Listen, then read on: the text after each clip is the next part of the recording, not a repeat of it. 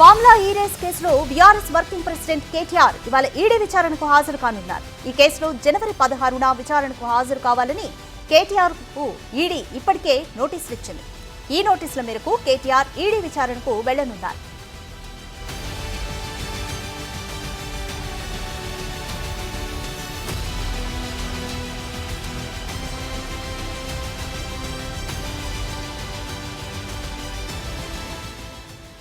ఉదయం 10:30 గంటలకు కేటీఆర్ నందినగర్ నివాసం నుంచి ఈడీ విచారణకు వెళ్తారు. ఈ కేసులో సహనిందితులుగా ఉన్న మాజీ మున్సిపల్ శాఖ కార్యదర్శి Arvind Kumar, HMDA engineer BLN రెడ్డిని ఈడీ ఇప్పటికే విచారించింది. ఫార్ములా ఈ రేస్ కేసులో కేటీఆర్ A1గా ఉన్నారు. ఏసీబీ ఎఫ్ఐఆర్ ఆధారంగా ఈడీ కేటీఆర్ పై ఈసీఐఆర్ను నమోదు చేసింది.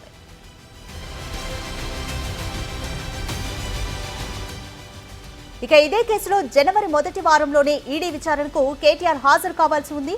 అయితే హైకోర్టులో తనపై దాఖలు చేసిన ఎఫ్ఐఆర్ క్వాష్ పిటిషన్ తుది తీర్పు పెండింగ్ లో ఉన్నందున విచారణకు రాలేనని తెలపడంతో ఈడీ కేటీఆర్ కు టైం ఇచ్చింది. అనంతరం క్వాష్ పిటిషన్ ను హైకోర్టు కొట్టివేయడంతో ఈడీ విచారణకు కేటీఆర్ వెళ్లాల్సిన పరిస్థితి ఏర్పడింది.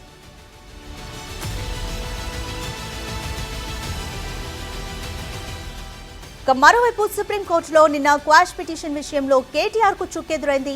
హైకోర్టు ఇచ్చిన తీర్పులో తాము జోక్యం చేసుకోబోమని సుప్రీం చెప్పడంతో కేటీఆర్ తన క్వాష్ పిటిషన్ ను ఉపసంహరించుకున్నారు. అయితే ఫార్ములా ఈ కేసులో కేటీఆర్ ఇప్పటికే ఓసారి ఏసీబీ విచారణకు కూడా హాజరయ్యారు. విచారణ కోసం కేటీఆర్ కు ఏసీబీ మళ్లీ నోటీసులు ఇచ్చే అవకాశం ఉన్నట్లు తెలుస్తోంది.